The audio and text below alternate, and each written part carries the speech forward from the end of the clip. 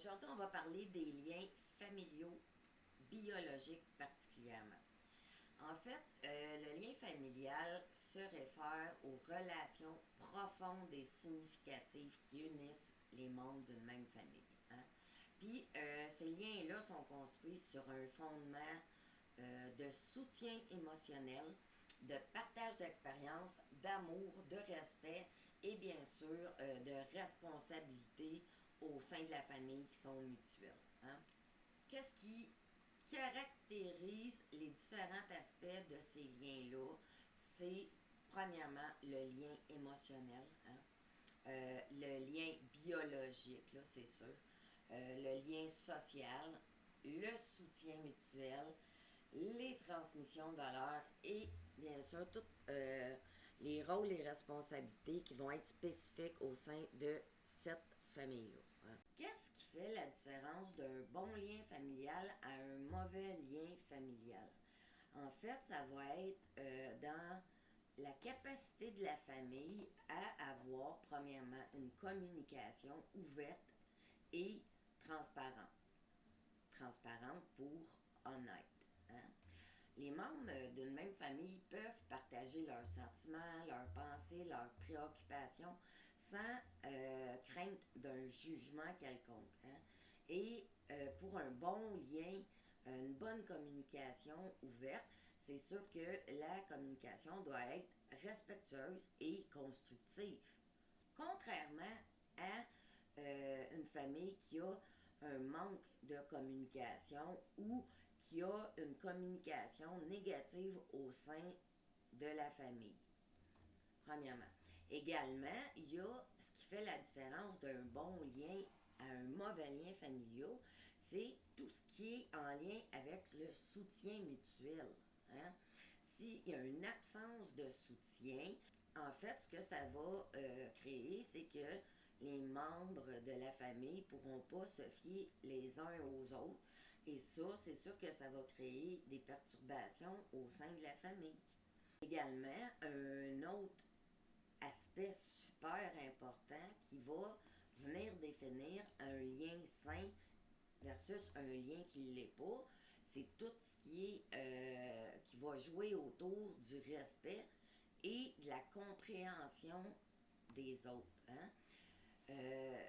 En fait, que chacun des membres de la famille respecte l'opinion et les besoins des autres. Il y a une volonté de comprendre et d'accepter les différences, puis ça, dans un bon lien familial, ça va amener chacun des membres à vouloir soutenir l'autre.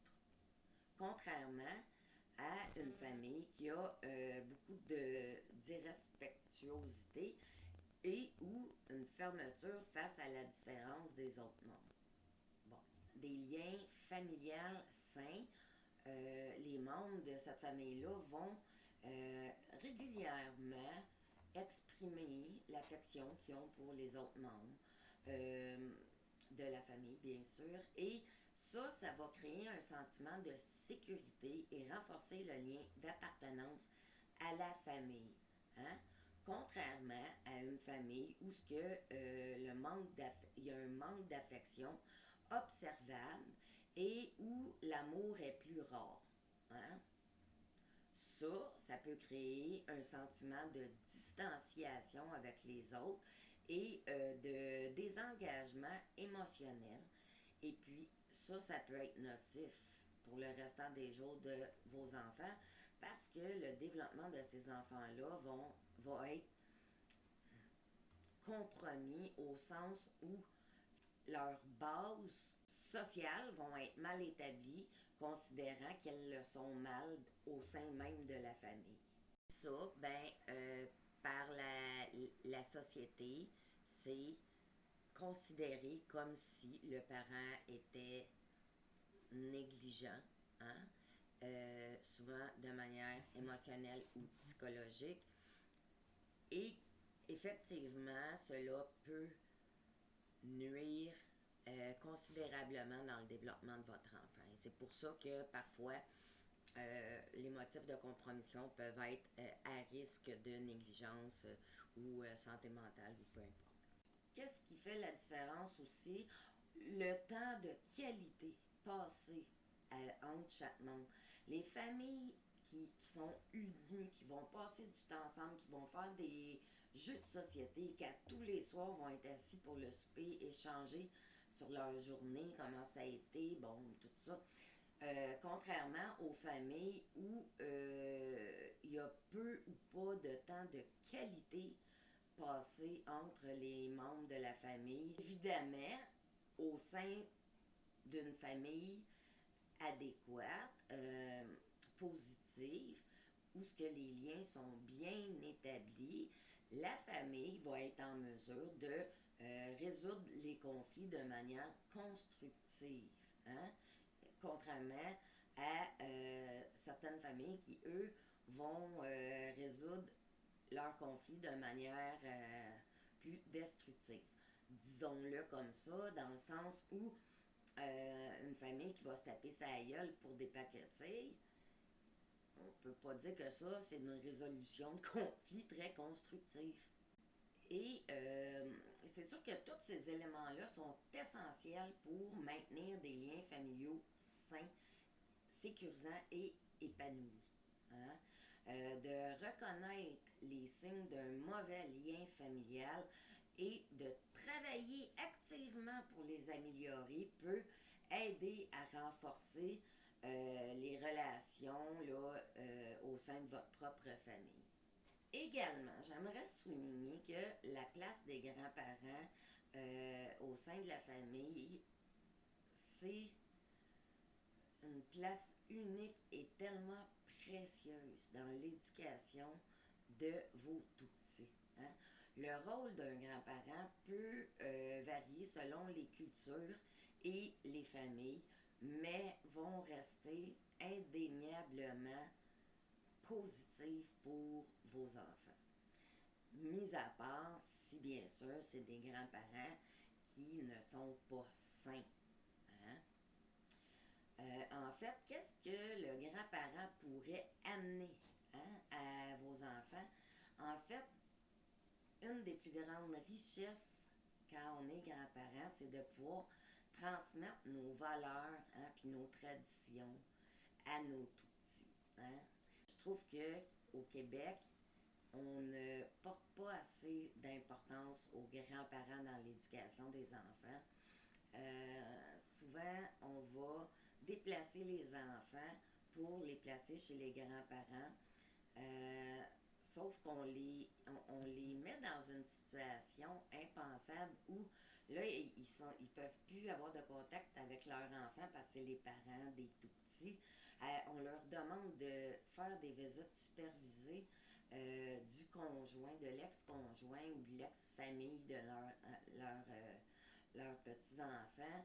On demande de gérer des affaires. C'est ça, là, quand on est suivi par la DPJ, moi, je comprends pas qu'on en mette autant sur le dos des grands-parents avec des restrictions comme ça. Je sais qu'il y en a des grands-parents, c'est sûr.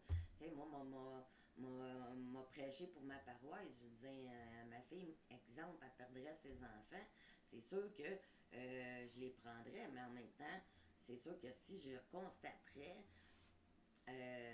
des problématiques X, je les nommerais. Puis là, ben, le grand-parent deviendrait aliénant de l'ex-belle-famille. En tout cas, bref, je trouve ça trop conflictuel de mêler les grands-parents à tout ça. Mais placez-les chez les grands-parents avant de les placer chez des étrangers. Ça reste que ça fait une logique si les grands-parents sont sains, bien sûr. Mais bon. Également, les grands-parents, ben, on est des bons soutiens émotionnels. T'sais. Moi, mon petit-fils, il a 10 ans, là, puis parfois, il m'appelle pour me raconter une peine qu'il a eue. Ou, bon, bref, puis moi, je relativise, puis j'essaie de l'amener à voir comment autre qui pourrait s'y prendre pour récupérer cette situation-là ou gérer le conflit. Hein? Parce que c'est à ça on est censé d'avoir un niveau de sagesse supérieur, puis il faut l'utiliser à bon escient. C'est sûr que les grands-parents, dans les situations familiales saines, deviennent aussi des modèles et de mentors qui nous collent à la peau sans qu'on l'ait demandé, leur expérience de vie qui est très différente de la nôtre, hein, on peut amener une certaine sagesse à nos petits-enfants par rapport à leur quotidien. Hein? Bon. Également, c'est sûr que des grands-parents ont une dynamique habituellement plus harmonieuse de ce que représentent des liens familiaux. Hein? Les moments qu'on va passer avec nos petits-enfants sont d'un des souvenirs durables pour ce dernier, hein, mais aussi des connexions profondes avec nos petits-enfants. Pourquoi? Parce qu'on n'est pas dans un rôle d'encadrement. Hein? On accompagne au même titre que les parents, mais différemment. On est plus permissif, on voit la vie plus différemment, plus relax, plus... Bon, fait que ça peut amener des points extrêmement positifs. Également, c'est sûr que on peut avoir des rôles pratiques au sein de la famille. Hein? Exemple, on peut dépanner nos enfants un soir où ce qui finissent de travailler plus tard, par exemple. On peut faire un repas pour aider à sauver du temps à nos enfants. Un autre exemple. Bref. C'est sûr que le grand-parent, nous autres, on sert aussi à un rôle de stabilité et de continuité auprès de nos petits-enfants lorsque, dans la vie de leurs parents, il y a des situations de changement ou de crise. Hein? Comme par exemple une séparation. Nous autres, on peut être là, restant neutre, mais très à l'écoute pour aider nos petits-enfants à passer au travers cette étape-là. Hein? Et le point le plus important pour les grands-parents et leur rôle auprès des petits-enfants, nous sommes une source d'amour inconditionnel. Hein? C'est pas dur, là. Peu importe ce qu'ils vont faire, ces enfants-là, on va les aimer. Hein? Et cette attention-là va contribuer justement à renforcer l'estime de vos petits-enfants, mais aussi à trouver un équilibre dans leur développement émotionnel. Fait que ça, c'est des outils qui n'ont pas de prix. Fait qu'en résumé, là, ce qu'il faut comprendre, c'est que les grands-parents, là, ils jouent un rôle essentiel dans la vie de nos enfants, mais de nos petits-enfants. Ça, là, ça veut dire qu'un rôle de grand-parent, là, ça va emmener amour, sagesse, stabilité, réconfort, pratique, peu importe notre implication en tant que grands-parents, là, ça l'aide grandement à enrichir le développement personnel, social et émotionnel des tout-petits. Hein? Puis ça l'aide à renforcer les liens familiaux. C'est pas négligé. Puis, je trouve qu'on oublie ça souvent. On oublie la place des grands-parents. Hein? En tout cas, moi, personnellement, je pense qu'un grand-parent, là, ça joue un rôle fondamental, puis même irremplaçable dans la vie, dans l'éducation, puis le développement des enfants. C'est ma position. Mais, bon. Ce qu'il faut retenir sur les liens familiaux, c'est qu'ils sont essentiels pour le développement et le bien-être des individus. Hein? Puis, ces liens-là fournissent un soutien émotionnel, une identité et un sentiment d'appartenance qui sont tous les trois cruciaux à chaque étape de la vie de votre enfant. Que ce soit par l'amour inconditionnel des parents, des grands-parents, la sagesse des grands-parents ou les interactions avec les frères, les sœurs, peu importe, là, chaque membre de la famille joue un rôle unique et important au sein de la famille. Hein? Et puis, même si la famille traverse des défis. Il y a au sein d'une famille une capacité de résilience, un peu une résilience collective, du groupe familial qui est basée, c'est sûr, sur les valeurs et les fondements de ce micro-milieu-là, qui peut être sain ou non sain, hein, dans la dynamique familiale. Par contre, de défaire une famille est beaucoup plus nocif que d'essayer de maintenir un équilibre satisfaisant au sein même de la famille qui éprouve certaines difficultés. Malgré la distance où un enfant est séparé, par exemple, de sa famille en très bas âge, il y a un sentiment de vide qui va apparaître chez ces enfants-là, même si l'enfant sait qu'il a été séparé de sa famille parce qu'il vivait de la négligence ou des abus mineurs. Les liens familiaux, là, ça va demeurer intact, là, malgré la distance et les mauvaises expériences vécues par l'enfant. Et pourquoi ce lien-là va persister? Parce qu'il y a un attachement émotionnel qui s'est construit au travers ces liens affectifs-là dans l'enfance. Bref, même dans des environnements abusifs ou négligents, ces liens-là peuvent être très puissants.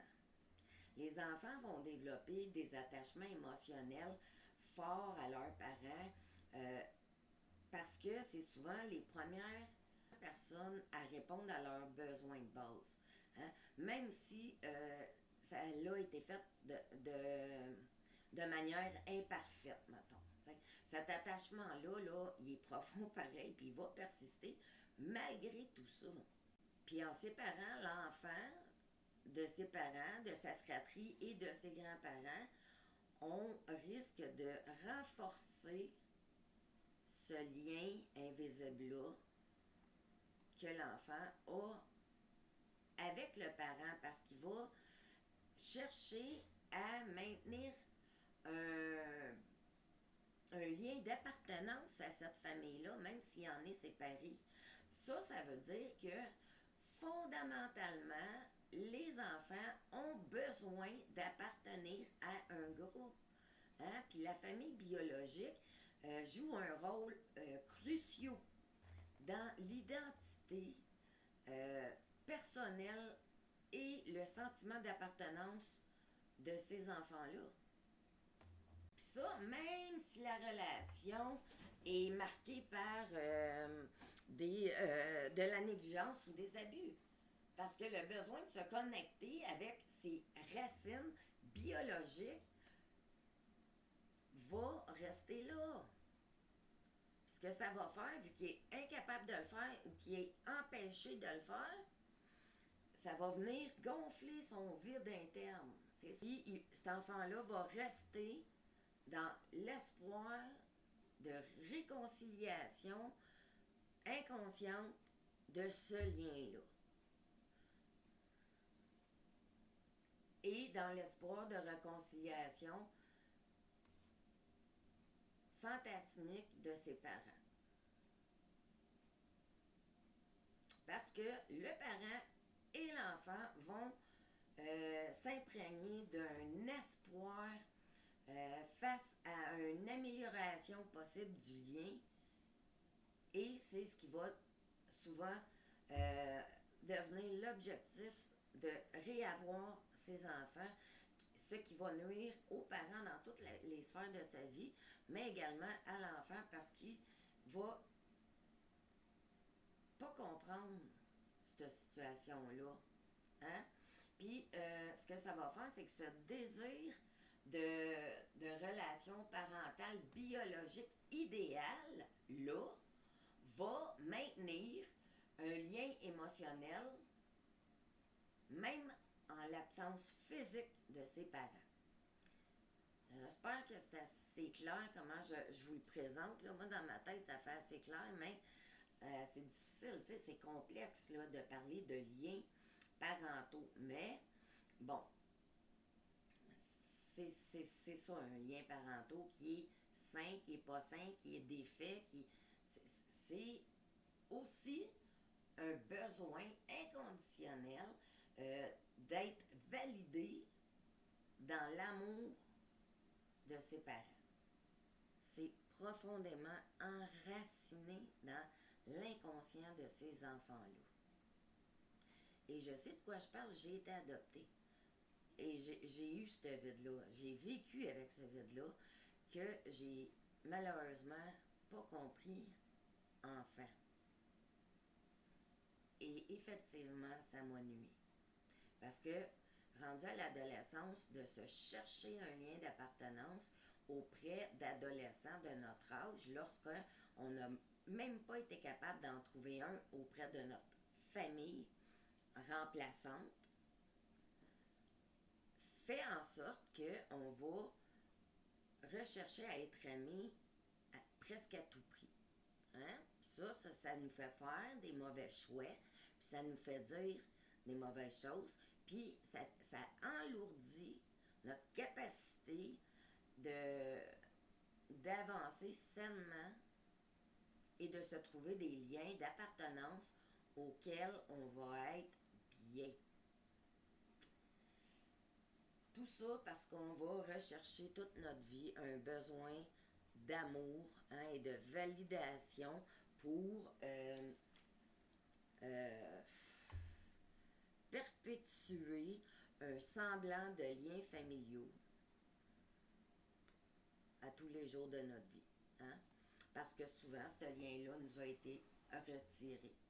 Également, j'en parlais, là, on m'a continué sur cette idée-là, mais le phénomène du vide interne, ça, c'est à pas négliger. En fait, ça, c'est quand un enfant est séparé de sa famille, hein, il va ressentir un vide profond, indescriptible. Puis ce vide-là nous amène à avoir, comme par exemple, une perte de repère. En fait, ce que je veux dire, c'est que la séparation de notre famille peut créer une sensation de déracinement, hein, et ça va amener une perte de repère familier. Également, l'absence de figure connue. Ça, même si les parents étaient négligents ou abusifs, ça représente, pareil dans la vie de cet enfant-là, une constante dans sa vie. Pour lui, c'est ça son équilibre. C'est peut-être pas un bel équilibre, mais ça, c'est à l'intervenant à accompagner les parents à retrouver un équilibre satisfaisant pour tous les membres de sa famille. L'intervenant doit accompagner les parents à adopter des meilleures habiletés parentales ou des meilleures méthodes éducatives. Peu importe dans l'encadrement, ça, un intervenant, relation d'aide ou un éducateur spécialisé devrait être en mesure de vous aider à trouver un équilibre satisfaisant pour votre famille. Pas un équilibre satisfaisant dans ma tête à moi d'intervenant. Parce que moi, l'équilibre familial chez nous est probablement très différent de l'équilibre familial satisfaisant chez vous. Hein? De là, l'importance d'être objectif et neutre. Également, tout le questionnement de l'identité de l'enfant peut être perturbé lorsqu'il est séparé de sa famille biologique. Pourquoi? Parce que ça peut entraîner un certain questionnement sur sa propre identité en tant que personne et ses origines. Et puis ça, ben, veut pas, ce que ça fait, c'est que ça augmente le sentiment de vide. Également, c'est sûr que tout le défi lié au soutien émotionnel lorsqu'un enfant est déraciné vient aussi jouer en compte. Pourquoi? Parce que l'enfant n'aura pas la même aisance qu'au sein de sa famille. Il va se garder des réserves, il va devoir, d'un, s'ajuster, hein, s'adapter à son nouveau milieu, mais de trois, il va devoir observer et figurer comment ce nouveau milieu-là fonctionne avant de tester les limites. Ça, on appelle ça la lune de miel. Là. Bon, quand un enfant est déraciné, ok, il arrive dans un milieu, il y a une lune de miel parce que l'enfant est déstabilisé complètement. Là. Regarde, prenez-vous, allez vous mettre au pôle Nord dans une nouvelle famille, là, je me sens en gros, mais puis essayez de ne pas vivre un choc culturel. Mais pour l'enfant qui est déraciné de sa famille, c'est un choc familial. Hein? Même affaire, mais vécu chez l'enfant versus, bon, en tout cas, vous comprenez l'exemple que je voulais donner. Et puis ça, des fois, suite au placement, l'enfant est mal accompagné. Le suivi se fait plus rapidement qu'il se devrait parce que on sous-estime le déracinement d'un enfant de son milieu. Et je maintiens que le meilleur milieu pour un enfant demeure sa famille. Mais qui suis-je pour dire cela? Hein? Ayant été déracinée de ma famille moi-même. Dans mon cas, je crois, parce que j'ai pas de certitude, mais je crois que c'était la meilleure chose à faire de me déplacer. Toutefois, dans la majorité des cas auxquels moi j'ai vu, il y en a au moins la moitié où ce qu'on aurait pu mettre du soutien dans le milieu, un peu plus appuyé que les réglementations actuelles, parce que de voir un enfant 1 heure par mois, honnêtement, là, on connaît pas nécessairement cet enfant-là. On vient qu'à le connaître. Ça prend du temps. Il faut créer un lien. Ça aussi, ça prend du temps. Fait que, est-ce que de déraciner autant d'enfants au Québec est la meilleure façon de faire? Je l'ignore. Personnellement, je pense qu'on gagnerait à mettre beaucoup plus de soutien dans les milieux familiales et de les accompagner à trouver un équilibre satisfaisant au sein de leur propre famille avant de déraciner un enfant. Parce qu'on cause des traumas à cet enfant-là pour le restant de ses jours. Puis ça, je peux vous le garantir.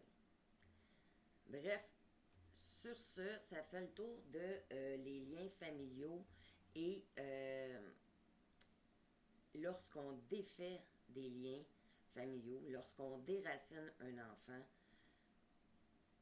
un sentiment de vide vient l'habiter pour le restant de ses jours.